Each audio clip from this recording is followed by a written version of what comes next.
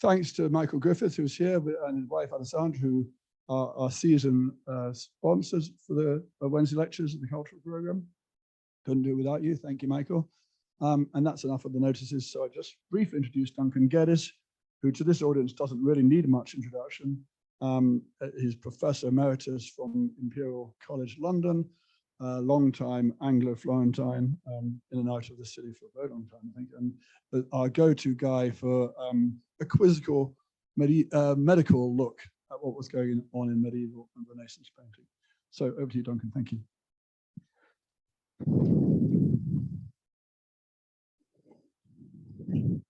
Thank you very much, Simon. Can you hear me at the back? Okay. I need to start with what is called. Is it too far? Is that better? How's that? Okay.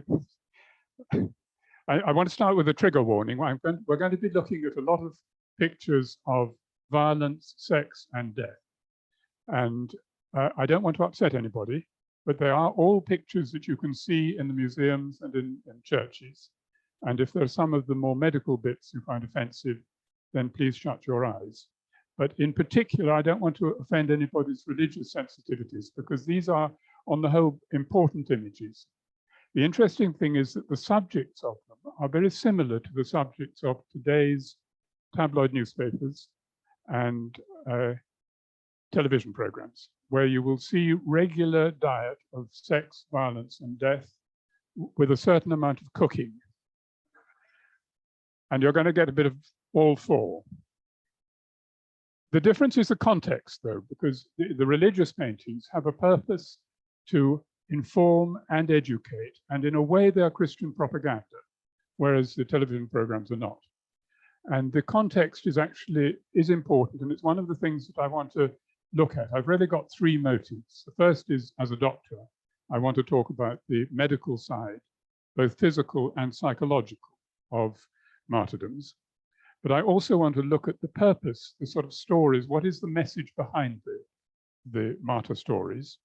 They're very powerful, and they have a purpose. They were largely commissioned by the church and then interpreted by artists who didn't necessarily have any experience of the thing that they were representing. So some of the representations of the instruments used in martyrdom are a little bit, well, they're entertaining and largely impossible. There is a sort of frontier between what is realistic and what is symbolic. And the final thing I want to just ask you to think about as we go through is the effect of the stories on you. You are the voyeurs of these rather disturbing violence pictures, and they last very well, and that we're still aware of them 2,000 years after the events happened. So that's the sort of background, and I'll start with one of the most famous of all the Christian martyrs, in Saint Sebastian. And I've chosen this because you have this nice combination of violence, sex, and death. You also have an angel, but the angel is often present either to console or possibly to encourage the person to fortitude. And obviously the medical interest in this is how much punishment can a body take. I've obviously chosen the image with the most arrows that I could find. But if you look at the next one, you'll see that the arrow is going through his neck in a way that is probably impossible to survive. And just to remind you that St. Sebastian did survive. I'm sorry about that. He did survive, but was then rude to the Emperor Diocletian, who ordered him to be cudgeled to death. And he's been cudgeled to death at the bottom right. I'm going to come back to why he didn't die a little bit later. But this is a fairly usual martyr sequence of a series of tortures during which the martyr has the possibility of recanting, of saying, all right, I'm not a Christian after all. So he can avoid the tortures and often avoid the death, but he doesn't usually do so. I'm going to a little bit of history first of all. Eusebius wrote the first story of Christianity in about 300. And he's the first person to have actually listed the martyrs and given some of their stories. Many of them had already happened by then, but there are no pictures. So it's really only for the literate who could read that. Subsequently, there were many other martyrologies, and they've all been extremely easy to sell. But I just want to mention one other, the English one in 1563, which is Fox's Book of Martyrs. And this is pure propaganda against the Catholic Church, because these are Protestant martyrs during the reign of Queen Mary. And they were there really to show how cruel the Catholics were and how to support the Protestants. And they do have pictures, which gives them much more impact and much greater spread. And I'm going to just start by showing you two of them. This is a multiple burning. Many of the martyrdoms of the Protestants were burnings. And this, although it's a fairly crude woodcut, it's got powerful impact. And the story behind it, which is told in Fox's Book of Martyrs, is that during the burning, one of the martyrs was pregnant and gave birth to the stress of the burning, and the child fell out of the fire. And so what did the attendant do? He decided that this child was destined to be a Protestant and threw it back in. And this is a fairly good example of the strength of the stories. They are powerful stuff, and they're memorable. And this is Thomas Cranmer, Archbishop of Canterbury, who was Protestant, also from Fox's Book of Martyrs, Protestant, who renounced his Protestant beliefs and went back to Catholicism.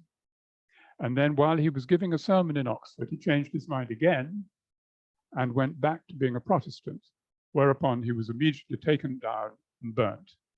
But as part of his burning, he put his hand in the fire because that was the hand that had signed the recantation, saying that his unworthy hand should be burnt first. This gives you an idea of the sort of level of violence that you're now going to enjoy. The first Christian martyr I can find is Ignatius of Antioch. And he's particularly useful because he actually wrote down his own attitude to martyrdom. He wrote an epistle to the Romans. He was taken from Antioch to Rome to be put into the Colosseum in Eden by lions.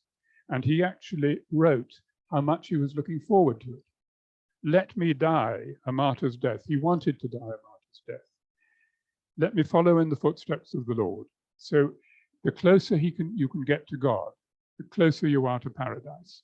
And he's a good example of the fact that martyrs were not poor suffering people who were persecuted. They were actually often willing participants. And this is a lovely picture. You can see a schematic Colosseum at the back there. And you can see a couple of Romans watching. And then these wonderful heraldic lions, they're sort of halfway between heraldry and lions. And they're eating him, and he doesn't look particularly concerned. His arms may be up in a form of blessing at the time. And I want to come closer to home, and this is Santa Reparata, whose church was originally on the site of the Duomo. And she was one of the virgin martyrs, and there are a group of virgin martyrs, and we're going to look at some of the others. And it's interesting, first of all, look at her main image, where she has the martyr's palm, and she also has a halo. And so sometimes when you read about martyrs, people talk about the serene gaze, but she is being painted because she's already in paradise. She is already a martyr. So you're not seeing her at the time of her martyrdom. For that, you have to look at the panels around the sides. And if you go and look at this painting and listen to what the people around you were saying, they are actually much more fascinated by the tortures than they are about the individual. So let's look at some of them. Here, they are heating metal plaques in the brazier and then putting them on her breast, which is a very effective torture, extremely painful, but it won't kill her. It'll just cause pain, giving her an opportunity to recant. Here on the other side, you can see her, they've melted some lead and they're pouring it over her. Now, medically, that is pretty unlikely to be survived unless there's very little lead there. But she survives it. And this, again, is the usual sequence in the martyr stories. that whatever horrible things they do to the martyr, they survive. And here is the first baking example. Here she is in an oven, and she's being heated up, but she will not die in the oven. And so in the end, they have to behead her. Again, the sequence is quite common. But notice in the picture, what to me is a surprise is that there is, her head seems to be still attached. There's no question the beheading is over. He's putting his sword back. She's bleeding, but her head is still there. And I'm going to come back later to the difficult subject of beheadings and why they don't always do what you would expect. That is Santa Reparata. We'll now go up to San Miniato, where you can see this painting of St. Minias, he was called then San Miniato now. Again, the same thing, martyr's arm, and then round the edge of the martyrdom narrative. And so we'll look at some of them. They're not, all of his tortures are not represented, but plenty are. Here he is being strung up on a beam and being stretched, extra stretched, because there is a stone attached to his feet. And interestingly, this is something that we as doctors sometimes advise people with back pain to do, to hang yourself from a beam because it stretches out the lower spine. If you do that, you can only do it for about 5 minutes before it just hurts too much. And so again, it's an effective torture. It doesn't kill, it doesn't maim, but it's extremely painful and gives time for a recantation. On the right, he is being roasted. The same beam, but there's the brazier underneath, and obviously it depends how close he is and how hot the brazier is, but it's unlikely that this would be survived unless it was only for a minute or two. Anyway, it didn't kill him. I particularly like the bellows, the modern bellows. And here he is about to be put into an oven, which he survived, and up again. This is Assunta's angel, who is probably encouraging him to fortitude. There isn't consolation, it's too early for consolation, there's more to come. And the more to come is, I need to go back to this one. Here he is being thrown to wild animals. There's a leopard and a lion that he's thrown to.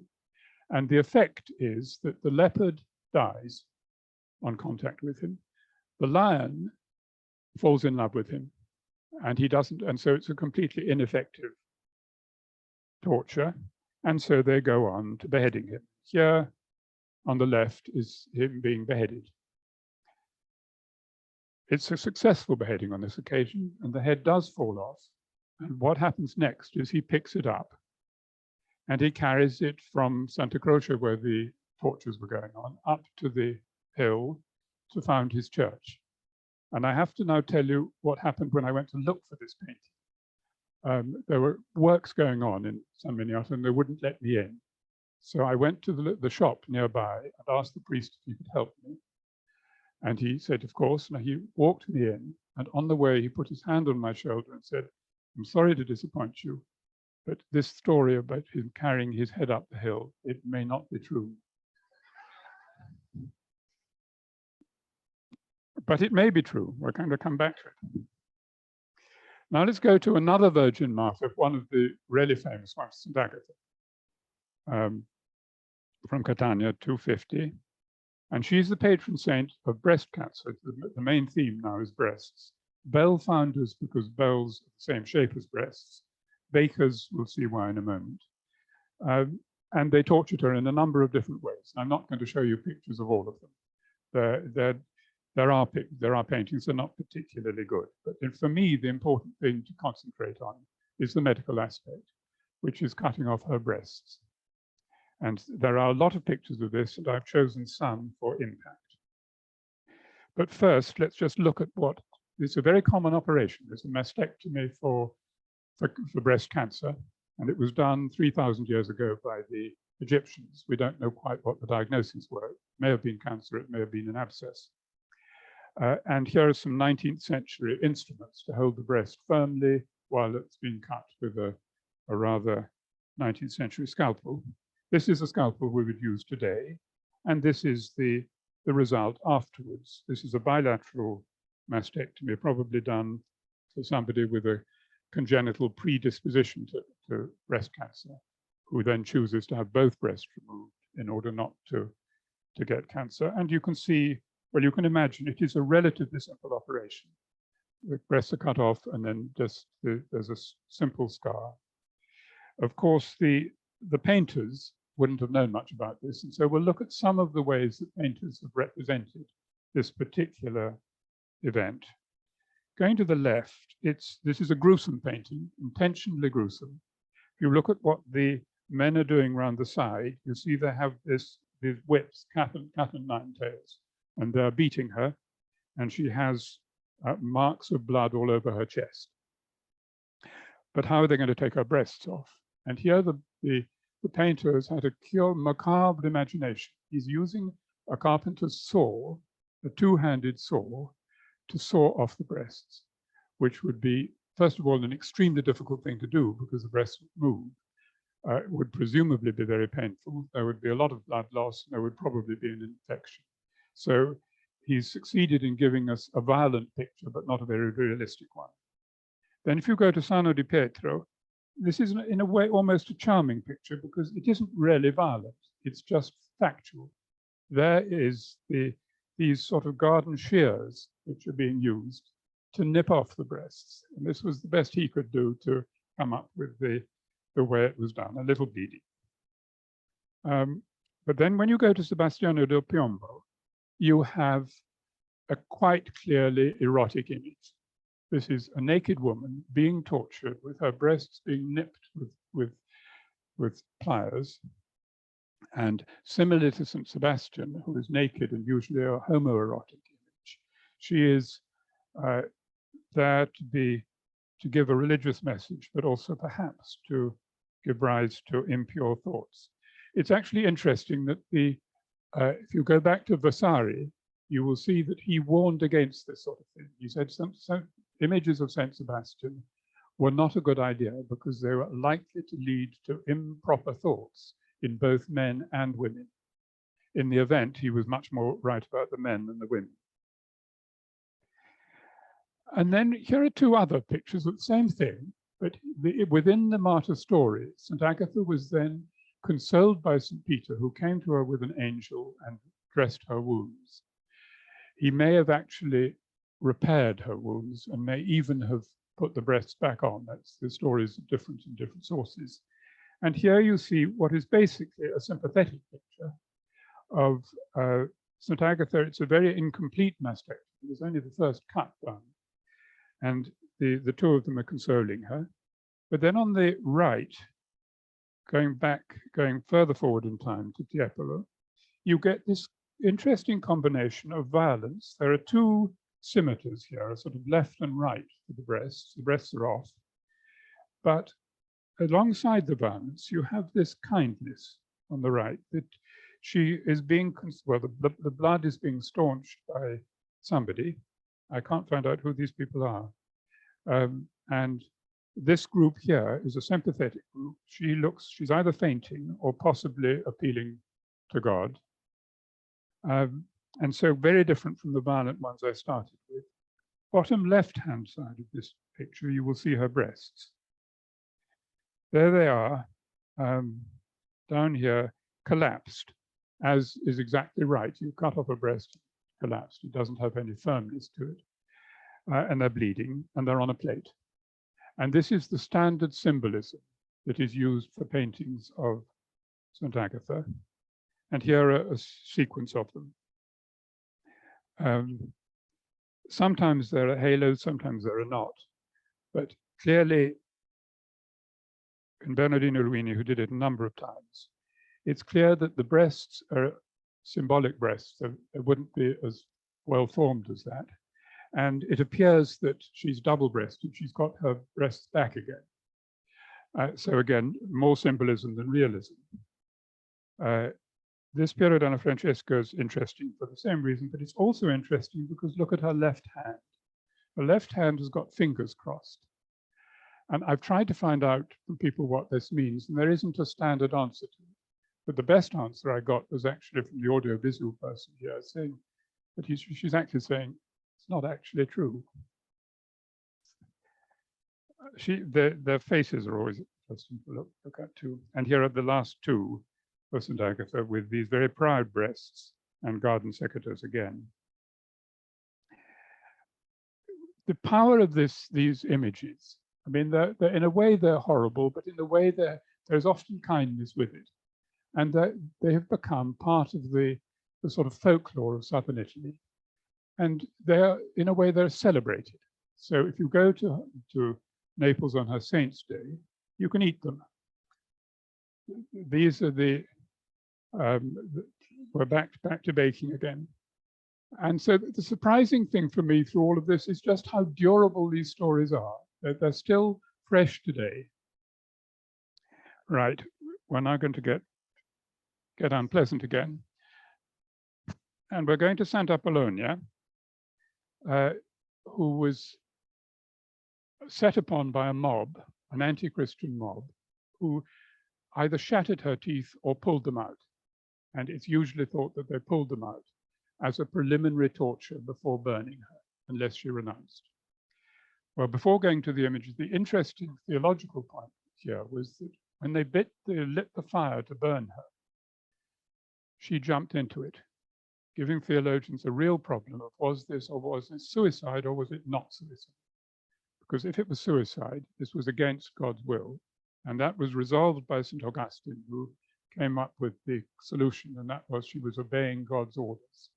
And therefore the suicide was not a sin.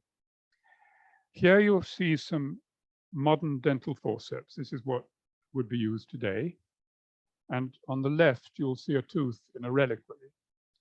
And if you count the number of teeth in reliquaries, you get to around 1,000. So there were far more teeth than could have fitted into her mouth. But teeth were used by traveling dentists as a cure for toothache. So many teeth were actually manufactured. Well, manufactured, they were taken from other sources. So let's now look at how she's represented by artists. On the left, you see a violent version where she's being tied down to a plank. Her hair is being pulled to keep her still.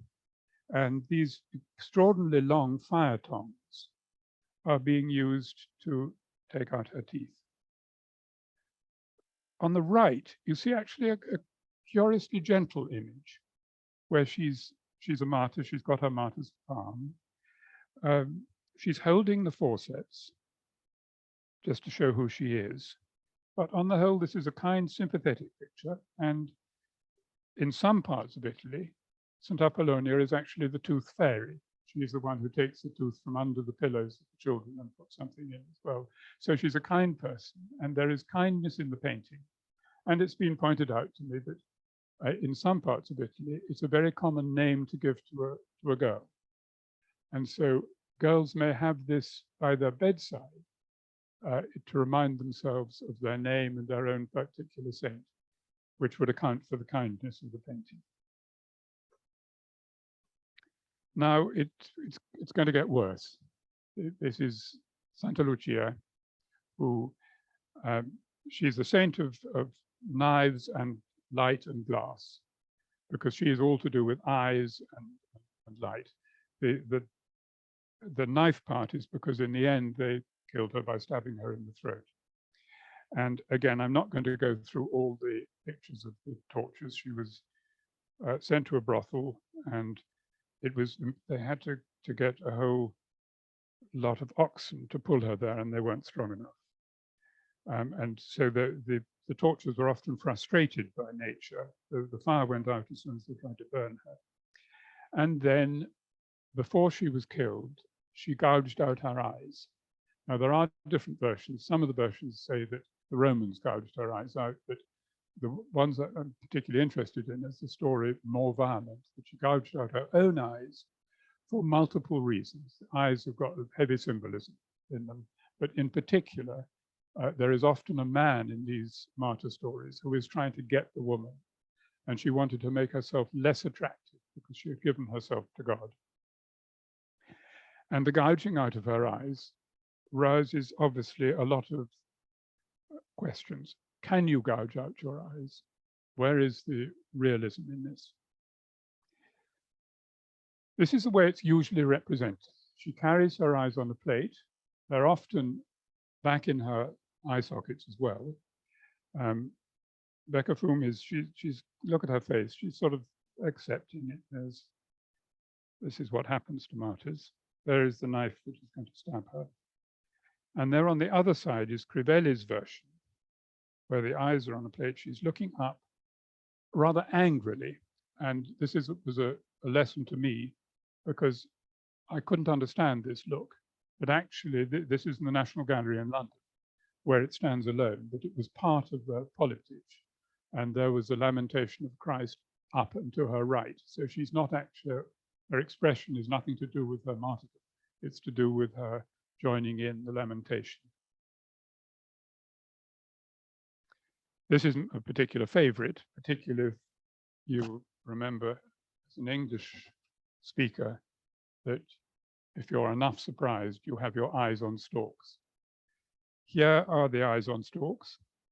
A very curious representation. And this is just the way that Cossa decided to portray them.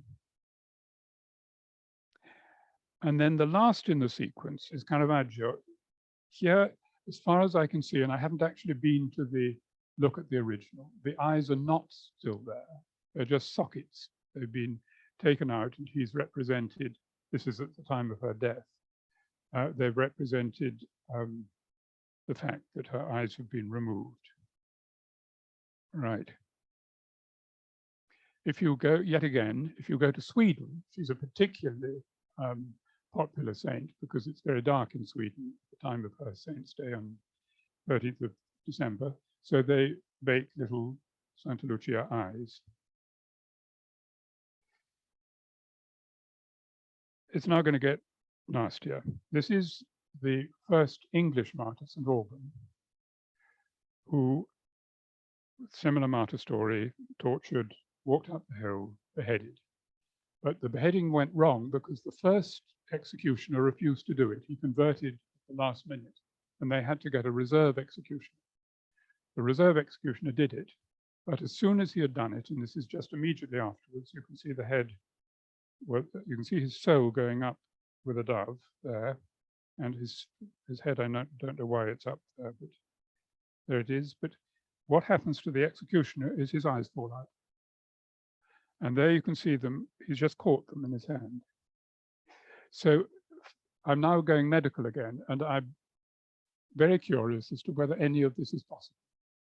It seems unlikely. And at this point, I went to Florence's most famous eye surgeon, Gamma Campana, who's sitting here in the front, who helped me by reminding me of eye anatomy. And we talked through how possible this was. And if you look at the eye anatomy, you will see that there is a thick nerve, the optic nerve, which leads from the eye to the part of the brain that does the seeing. And that nerve is really quite strong. It would, to gouge your eye out, you would have to somehow cut that nerve. And also there are these 6 muscles which move your eye up and down, sideways, and obliquely. So the chances of being able to gouge out your own eyes are remote. But as with all of these things, we're not talking about average, we're talking about the extremes in martyrdoms. And there are some other curious examples. This is a picture, this is what the man does for a living in India. He levers out his eyeball, not much further than this with a stick, and then pops it back in again, and you pay him so many rupees and he'll do it again. It's strange what people do for a living, but this is, so you can get your eye out partly, but you can't get it completely out. And so we now come to the medical instrumentation. And George Bartisch was a German eye surgeon, 1600, and he invented a spoon, which he slips around behind the back of the eye, and in that notch there, it's sharpened. So it is actually a spoon with a knife. And so he can use that to cut the parts behind and take out the eye, which is an operation which does have to be done, not very often, but it's a routine operation. Similarly, you can use curved scissors to go around the back. And this next thing has absolutely nothing to do with martyrs, but I couldn't resist telling you anyway. There was, in the 18th century, an English charlatan eye surgeon who toured Europe doing eye operations in fairs and usually taking out cataracts, which can be useful. And somehow he persuaded two of the best ever composers, Johann Sebastian Bach and Handel, to submit to his surgery. And in both cases, he blinded them. Nothing to do with martyrs, but this is not a very, it's a Brexit story. And then looking into this in more detail, I came across this rather unlikely publication in the Paris Review, a very brief history of gouged out eyes. And this went through the whole history of gouging out eyes. And in particular, I'm just showing you one. This is Albina Kota, who was probably mad in some sort of institutional care. And they found her on her own one morning with both of her eyes gouged out. So it is possible. And she was in a state of exaltation. Now, this brings me on. She actually is quoted, "Nothing hurts at all." Why did she do it? Because she'd been reading her gospel and her eyes were a possible source of sinning. And so the gospel tells her, if your eye offends you, pluck it out, which is what she did. And that brings me on to one of the themes of why do the martyrs do it and how much does it hurt them? And the arguments are that, number one, they do it for a religious reason, to imitate Christ, to get as close to Christ as possible. And this is a bit the quick tickets to paradise. If you can stop being yourself and become part of God, you are in effect in paradise. And this leads to the idea that there may be a state that people in a religious state get to where they just don't feel pain. And this is often stated. It's impossible to prove. You can't really do the experiments. But it is possible that some of these martyrs actually felt no pain at all. And that would be one explanation. I find it not very convincing. It may be an occasional event, but I suspect that when they start torturing you, your religious exaltation may weaken.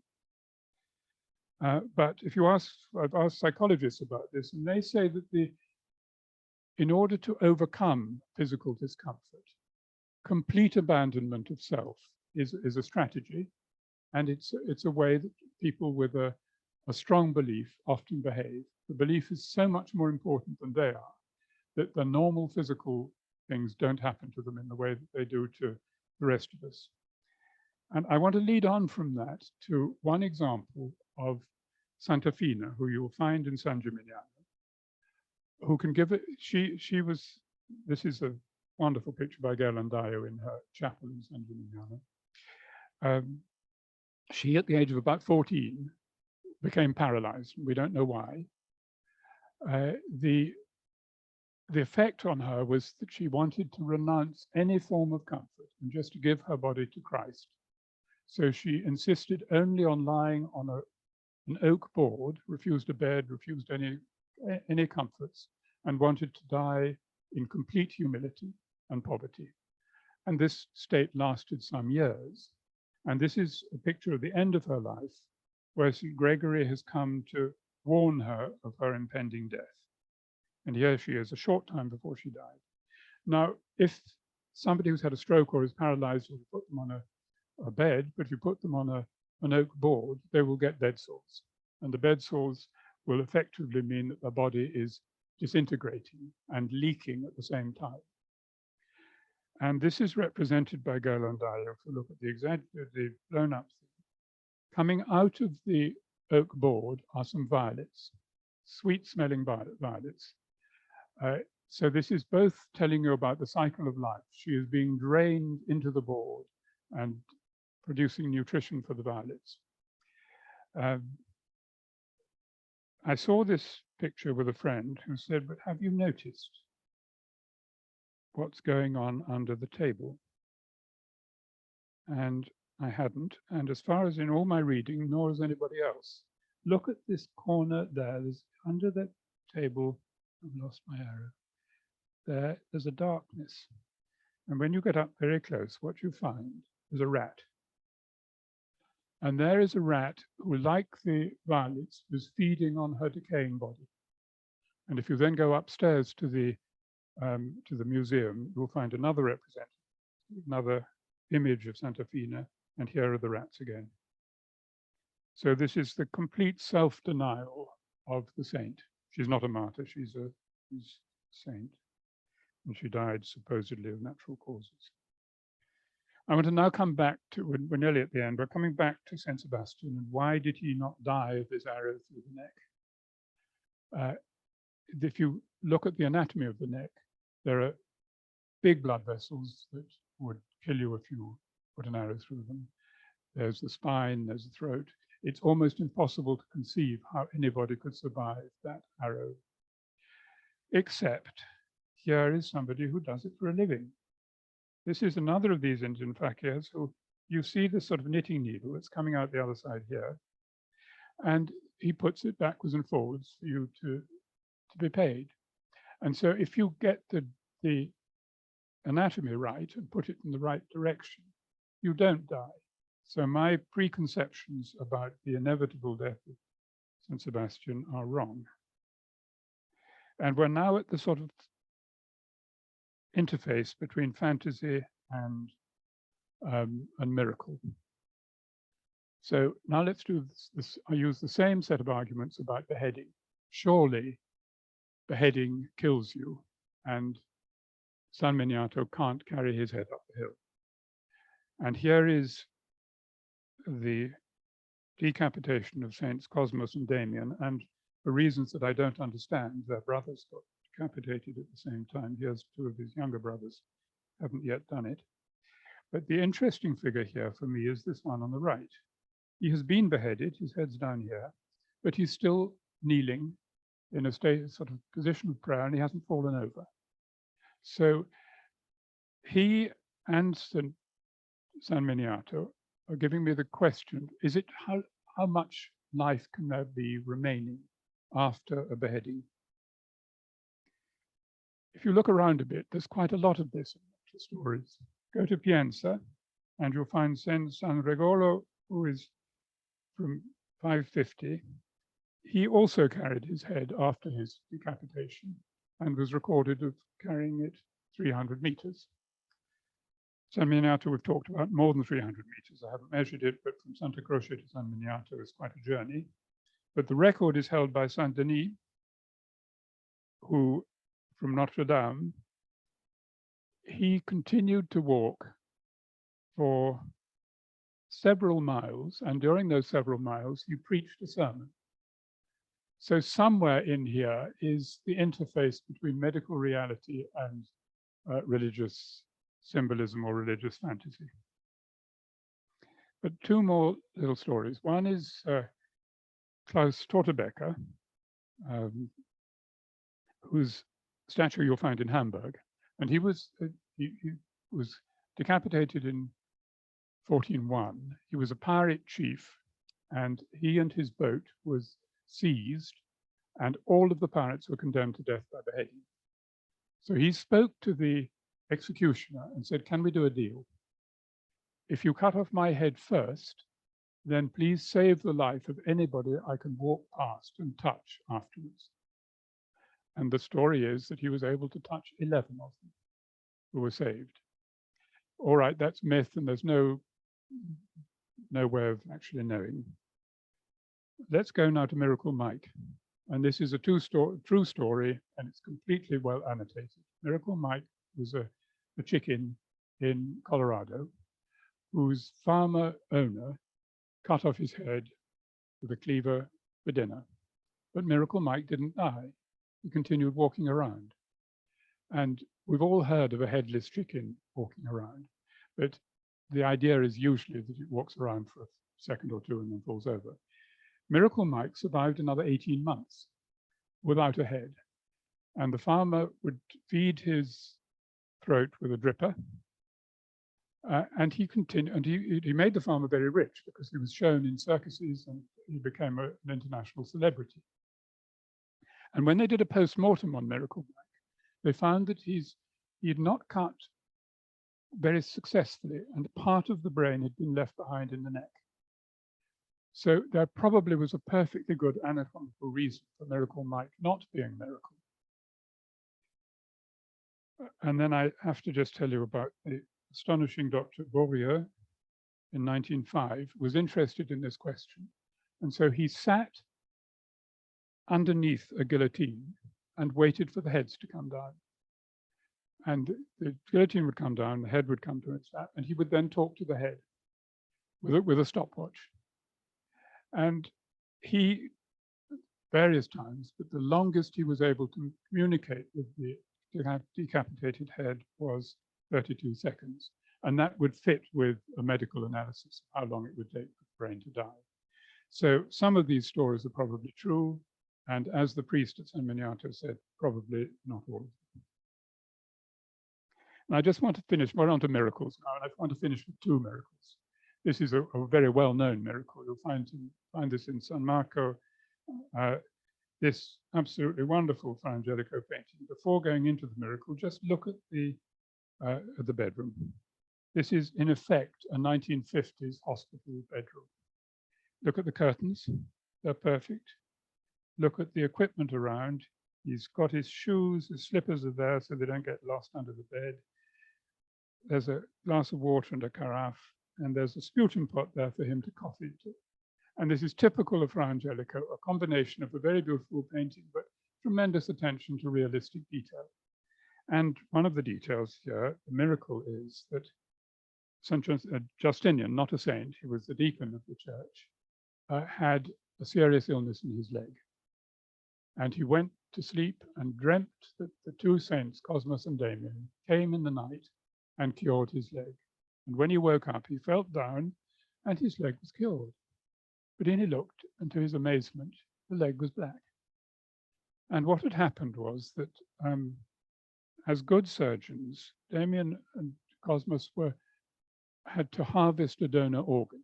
They cut off his leg and had to put onto it the leg of a donor. Well, there weren't voluntary donors then. So the freshest corpse they could find was the corpse of an Ethiopian. And here in the Siena treatment of the same topic, you can see the two saints taking off the Ethiopian's leg he's in a tomb, and then replacing it in the bedroom. And then bottom right, you'll see a medical picture of gangrene, where this is exactly what happens with gangrene. The part of the limb that goes gangrenous turns black, and there's a sharp division between black and pink. And it is very likely that the reality behind this story was a gangrenous leg. We'll never know for certain. And maybe the gangrenous leg was cured, but probably not with a transplant. The first limb transplant was about 40, 50 years ago in France. The final one, we're back to baking again, is a picture that I found in the Stibbert Museum, not in the part that you can go and see normally, but having found it in a book of martyrs, Enrico Colle allowed me to go up and have a look. And there is this another, either Ghirlandaio or follower of Ghirlandaio painting, wonderfully stretched out. And it tells the story of, this is going to be gruesome, but it's going to end very well. The story is that the saints, San Vincenzo Ferrer, went to see a friend. Friend is on the left here, the saint is on the right, and invited himself for dinner. Now, his friend had a wife who was thought to be mad, and she didn't have any meat to give him. So in her madness, she decided to sacrifice her son and give him to the saint to eat. But she didn't know whether the saint liked his meat boiled or roasted. So she roasted half of it and boiled half of it. Now, I think that to me is a miracle. I can't think of any way you could do that in the kitchen. But here is the blow-up picture. There you can see the half-roasted, half-boiled child. But you also see a superb religious painting. And this is the whole point of these martyr stories. They are to encourage you to the faith. You can see him after he's been resuscitated by the saint. And if you look at what's going on around, you can see in this little tiny part of the painting, you can see Christianity. There is the crucifix, Christ being crucified. Here is the only son sacrificed the saint rather than God. Here is the resurrection. And here is a communion chalice. And so within all of these stories, which are powerful and very durable, we all still know about many of them, there is a religious message, almost a religious propaganda, and it worked. It was partly this that led to the growth of the Catholic Church, and it gives people, us the viewers, if we are living at this time, the possibility that if we behaved in a truly Christian way, we would end up in paradise. So thank you very much for putting up with all these images.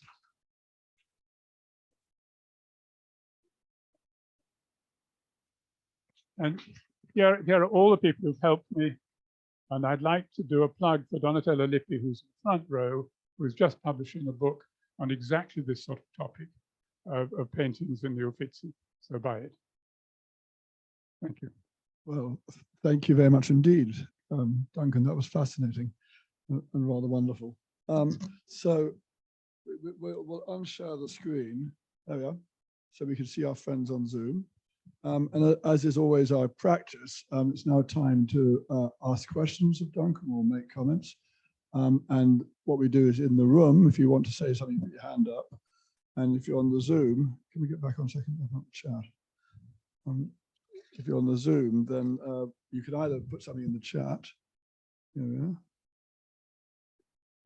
Yeah. Or you can unmute yourself and talk to us, which happens occasionally. We really like it when we hear voices from across the world. So do we have anyone in the room? We do, straight away. And use the microphone, please, so Zoomers can hear. So I have two questions, one slightly cynical and one very straightforward. I'll give you the straightforward one. You talked about martyrs not feeling pain because of their whatever. What do you think of the fellows in India or other places where they walk on coals or supposedly endure this enormous pain without having anything? And then can I ask my second one, or do you want to answer that first one? Let's do that first. I'll forget it otherwise. I think it's a really interesting question, and there are three possible answers. One is that, as you say, they just don't feel pain, that they've got themselves into a state of not. The other is that they are able to take a drug that will blunt the pain. But remember that if they're very experienced, they do it all their lives. And so you need to really look at the bottom of their feet and see whether they are so calloused that the part of their body that is very fleetingly touching the coals actually gets burnt, but it doesn't, they don't feel anything. If you think of what it's like shoeing a horse, that's exactly what you do. You put a red hot iron onto the horse's hoof because it has no nerves that get there.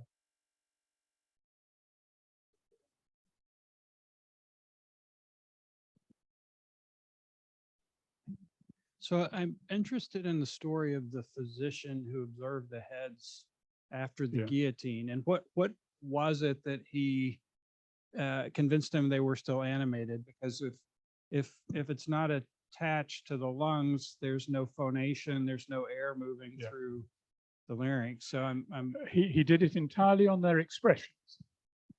He said that he formed contact with their eyes, and that way they communicated. A number of people like you have been skeptical about it, but I can believe that he was able to see some signs of life. Maybe there was some eye movement, because the brain will take something like 30 seconds before it switches off. And so it will still be capable of doing head-only things. It's where the it undermines the story about St. Denis, who went on preaching because, as you said, he hadn't got a voice box. I'd like to know who likes supper tonight.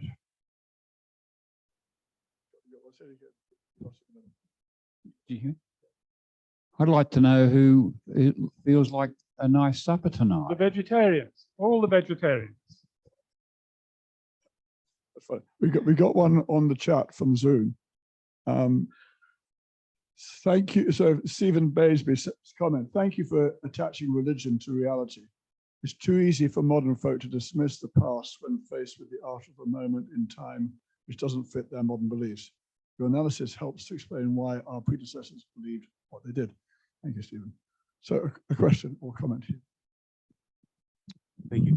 Yeah, question. So the martyrs believing in they were going to go to a better place and all that kind of stuff, that's no different really from the Islamic martyrs we have blowing themselves up in trains and God knows where, is it?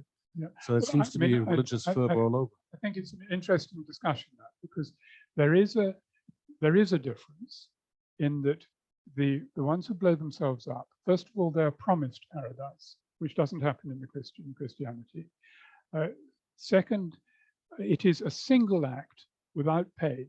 They can bravely do it and press the button. The martyrs, it's drawn out. They've got to put up with a lot of pain and still hold fast. So the steadfastness is a difference. I think I would personally find it easier to blow myself up than I would to suffer torture. A couple on the chat. Surely the most famous, this is Penny Kobe, so surely the most famous figure in mythology to gouge out his own eyes was Oedipus. Do you see any connection between his action, remorse, and contrition, and those of the martyrs? Well, I mean, it's a fair question, because there are a number of gouging out. There's also King Lear, which is all symbolic of seeing and understanding. I can't really, I've tried to make a link with Oedipus, where it is shame and not seeing that is the cause and the result of taking his eyes out. I can't really apply that to Santa Lucia at all. I mean, it doesn't work. Barbara Hollowell, all the way from Santa Barbara, California, is interested in skinning alive at the Uffizi. You can talk about skinning alive. Well, this is Fra Bartolomeo in particular, but there are flaying somebody, skinning them alive was a fairly frequent torture, and particularly down to St. Bartholomew, where you can see his skin lying around him and the accuracy of the anatomy beneath it. I would guess that it is extremely painful, but again, difficult to do the science. Comes into Mukayo Hakubima's famous novel, The Wind-Up Bird Chronicles, a whole bit about skinning alive there. So it's been around for a while. Yeah. Donatello, have anything to add to those? Thank you for involving me, but after this wonderful lecture, I don't have much to add. I have really appreciated your precision and the way you described the single cases, and which is your erudition, which is in a doctor nowadays is an increasingly rare quality. So thank you so much for this lecture. So Jan. Michael wanted to. Duncan, thank you for a brilliant exposition of an absolutely horrible topic. I asked you beforehand, were you going to touch on flagellation, which is a sort of aspect of self-inflicted torture. As a doctor, how do you see flagellation? What are people hoping to achieve by inflicting intense pain on themselves? I think it's the same argument you're getting close to Christ, where he was flagellated, and pain being similar to Christ may get you genuinely close to Christ. one's got to remember what lives these people were having, because the flagellants particularly happened after the plague, and life was just so absolutely terrible that any possible route to salvation, to a better life, was worth doing, and Christianity did offer that. But the flagellants, I'd also like to know how much damage they actually did to themselves, because they were a sort of circus act as they went from village to village. So they can't have done themselves irreparable harm. Yes, and it was indeed a context of a huge amount of violence and suffering in everyday life. It's different. They didn't have the welfare state. More questions here. Oh, yes. Mr. Moore McCann, please unmute yourself and speak to us. You're still on mute. You're still on mute. Unmute. Brenda, show him how to do it. There you go. I knew there was a role for women in this world. Thank you very much. That was most entertaining. I am a bone marrow transplanter, and I have actually a very nice print of the miracle of the black leg given to me by my current wife, which is in my office, or was in my office in Dublin. I was struck by the similarity of martyrdom with Islam, but you've sort of answered that question. Could you tell me when the idea or philosophy of martyrdom ended in the Christian world? It hasn't ended. There have been only, I think it's about 4 years ago, there were 21 Coptic martyrs killed on the beach in Libya. And they'd been abducted from Egypt. I don't know whether they were given an opportunity to renounce their faith or not, but they were systematically martyred. And the interesting thing is number one, there were 20 of them. Number 21 was a Ghanaian who was not Christian, but the experience converted him, and he died with the rest of them. So it's still current. Okay, but not as current as in the 15th century, I presume. Most of the well-known martyrs are in the two Roman persecutions of Christians, 250 and 300. Okay. So most of the best stories come from them. And then as you go on, they're burning people for their faith becomes a big problem in England with the Protestant, well, yes. Protestant Catholic differences, and that went on into the 17th century. So it doesn't finish. Thank you. May I just go back to the Islamic question again? Do you see any similar? You seem to dismiss any similarity between Christian martyrdom and Islamic martyrdom. Is there any connection in your opinion? I mean, I'd like to know. I have no idea. And I don't know the documentation of Islamic martyrdom. It would be worth finding out how close they are. Okay, we'll go back to the room now with John. Thank you. So this is my slightly cynical question.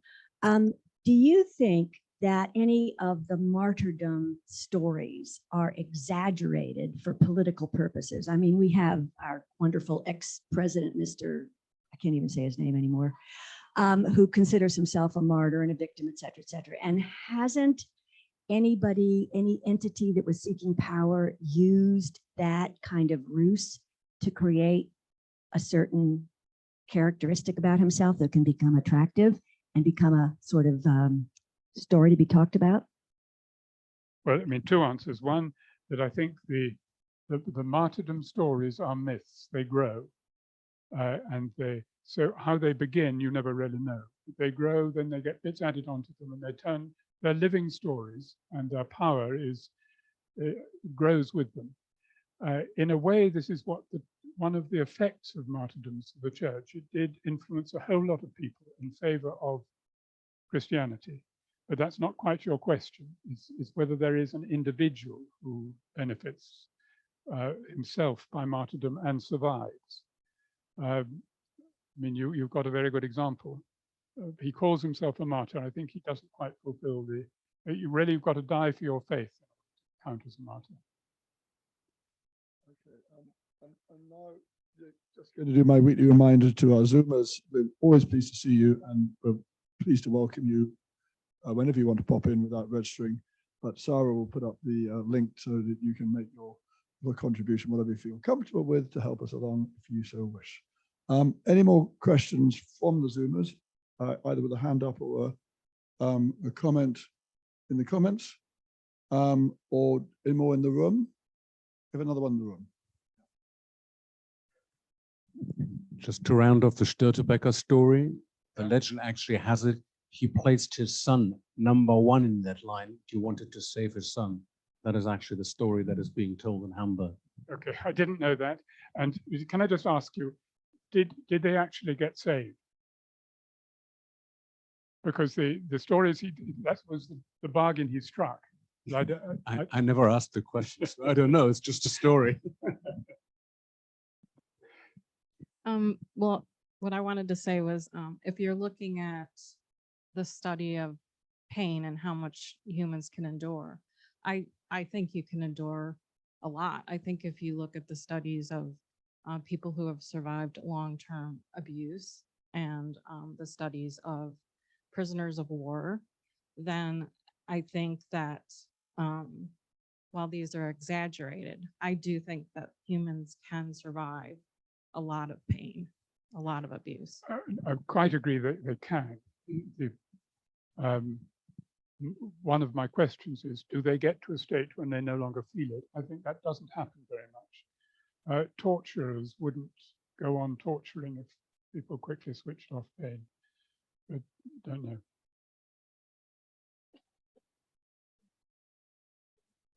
Fascination with this awful subject. Hello, this has been a fascinating lecture. I wonder if you would consider Salman Rushdie a martyr to the cause of not Islam, of his version of Islam. Yeah.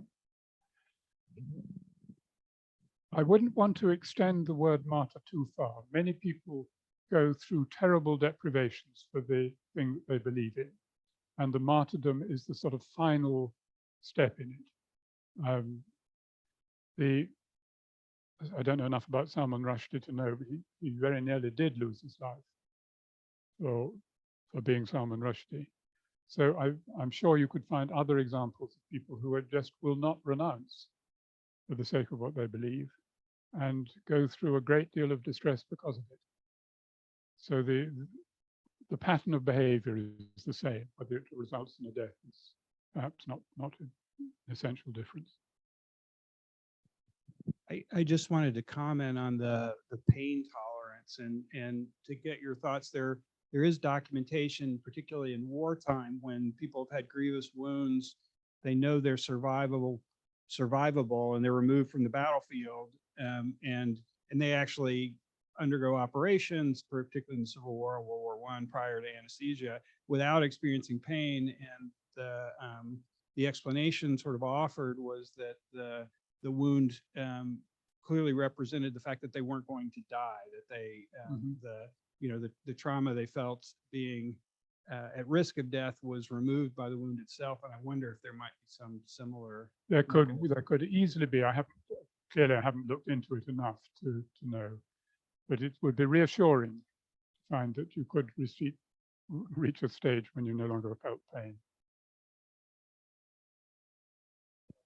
Walker, who seemed maybe one of several medical people we have in the audience tonight.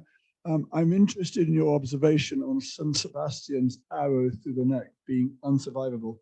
If the neck is extended, the carotid artery and jugular veins are thrown back posterior to the bodies of the vertebral bodies, thus protecting them. If the arrow passes right through the neck, it would pass anterior to the vertebral bodies and thus miss the major vessels.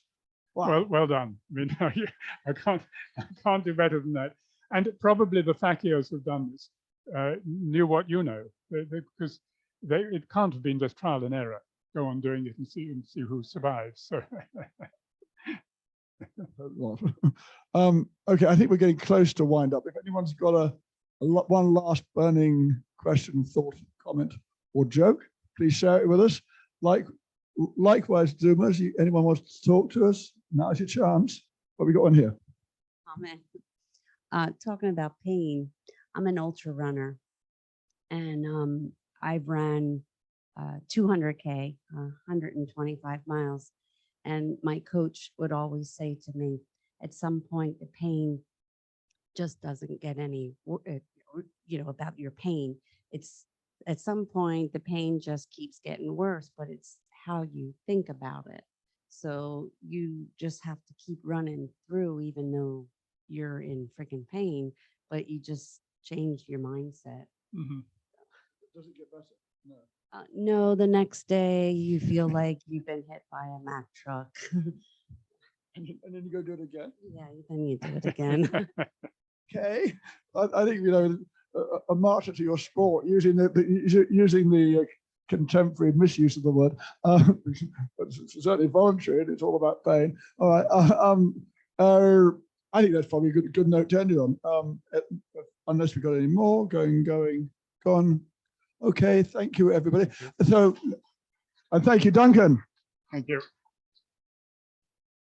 Thank you very much indeed. And lovely to see you all, Zoomers. I'm afraid I can't invite you to join us for wine. That's the one flaw in the system. But for everybody else in the room, there's some really nice wine from our partners, Tenuta dei Cavalli, the partners we got at the moment. Keep us going until we get the Coloniale people on board in a couple of weeks. And it's through the other room. So go through and help yourself some wine.